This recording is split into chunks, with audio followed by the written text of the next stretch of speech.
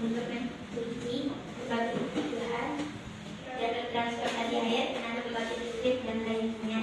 Untuk hewan sebagai sumber kehidupan menjadi habitat hidup hewan untuk menjaga suhu tubuh ketika udara panas. Yang ketiga, tumbuhan membantu proses fotosintesis menjadi pengangkut zat hara dan nutrisi dari tanah dan tumbuhan.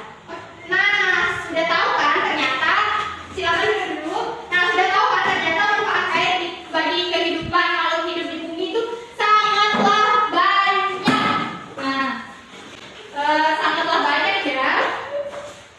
Salah satunya yang tadi disebutkan oleh Wahida, misalnya manfaat air bagi manusia itu untuk makan, untuk minum, untuk masak ya.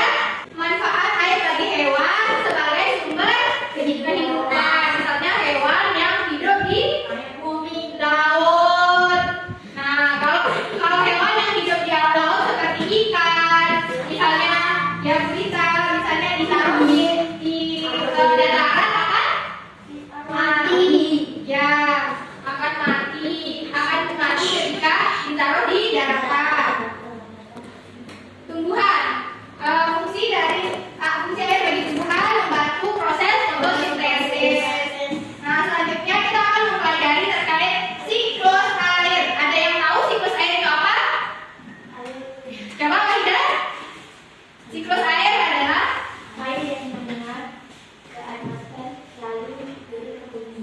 ya, siklus air itu air yang menguap, air danau, air sungai, air laut, ataupun air dari tumbuh-tumbuhan itu menguap ke atmosfer, kemudian jatuh ke bumi dalam bentuk partikel kecil seperti hujan ataupun es, salju. Nah, ini merupakan siklus air yang sudah dikasih tahu tadi ya. Selanjutnya, siklus air yang pertama yaitu evaporasi. Dapat dilihat di slide ya. Evaporasi itu apa? Proses di mana air yang ada di laut, laut, sungai, akhirnya menguap karena adanya pemanasan dari sinar matahari. Ya, evaporasi itu proses di mana air yang ada di laut, di sungai, di mana lagi? Di rawa menguap karena adanya pemanasan dari sinar matahari.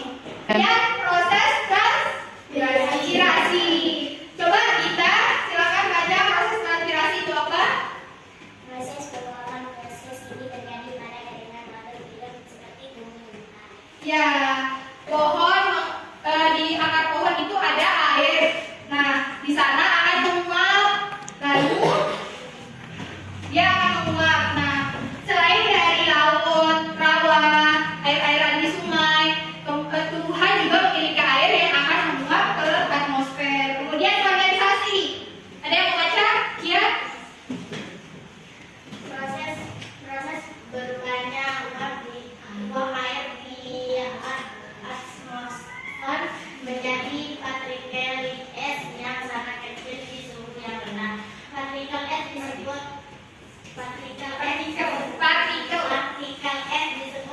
saling mendekat atau satu sama lain sehingga akan menggumpal sebagai Ya, proses kondensasi itu yaitu proses berubahnya uap air. Nah, setelah air tadi itu menguap, kemudian akan berubah menjadi partikel di atas, di langit, kemudian akan membentuk sebuah awan, ya, sebuah awan.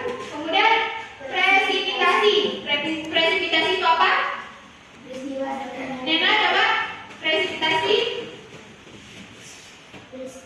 jatuhnya titik dari atmosfer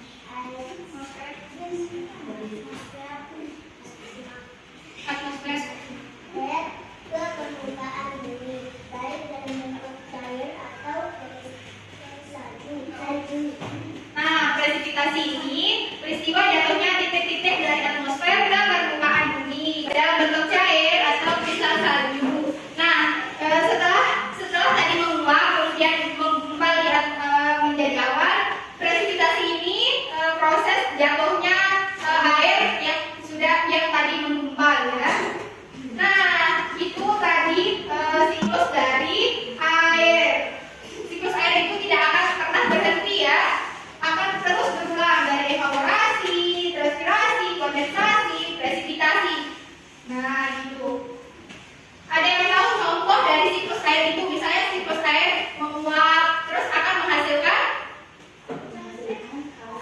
manusia. Terus salju, embun.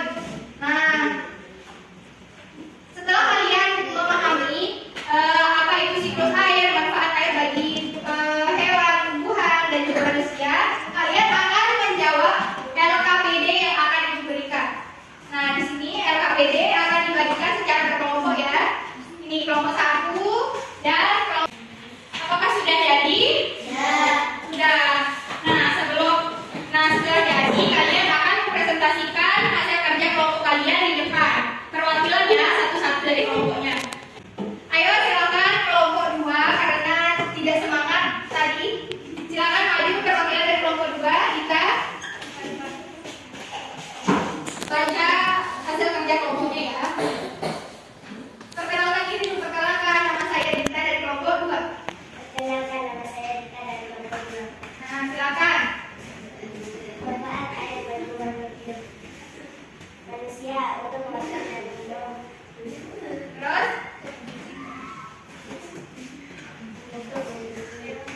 Terima kasih Dita dari kelompok 2. Jawabannya sudah tepat.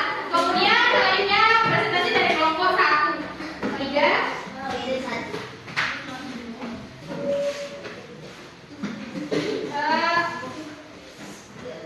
Siklus air. Siklus air itu ada Pertama, evaporasi. Proses di mana air yang ada di laut dapat dinaik darahnya adanya pemanasan dari sinar matahari. Yang kedua, transpirasi. Proses penguapan. Proses ini terjadi pada bagian makhluk hidup seperti tumbuhan. Ketiga, kondensasi. Proses turunnya uap air di atmosfer terjadi partikel dan sangat kecil di suhu yang rendah. Yang keempat, presipitasi. Peristiwa turunnya titik dari atmosfer berbentuk air, baik secara bentuk cair atau kristal salju. Oke, tepuk tangan kelompok 1. Silakan Aida. Jawaban kalian itu sudah tepat ya. Sudah mengerti betul apa yang telah Ibu sampaikan tadi. Selanjutnya, setelah kita belajar tentang siklus air dan manfaatnya bagi makhluk hidup, perhatikan setelah kalian mengerjakan LKPD, berakhir pula kegiatan kita pada pagi hari ini. Silakan, ada yang mau menyimpulkan nggak pembelajaran apa saja yang kita pelajari hari ini? Wahida? Siklus air. Manfaat air dan siklus air. Nah, oke, semuanya sudah mengerti ya apa itu siklus air dan manfaat air bagi hewan, tumbuhan, dan manusia. Sebelum kita mengakhiri pembelajaran pada pagi hari ini, kita tetap semangat sekali lagi ya, biar semangat ulangnya. 1, 2, 3, tepuk semangat. Semangat. Ibu mau tanya, apakah pembelajaran hari ini menyenangkan? Menyenangkan. Apa yang dapat kalian ambil dari pembelajaran ini? Manfaat yang dapat kalian ambil? Mengetahui Siklus air. Nah, terus mengetahui manfaat air. Nah, pintar sekali. Oke. Ya, jangan lupa kalau kita mandi tidak boleh boros-boros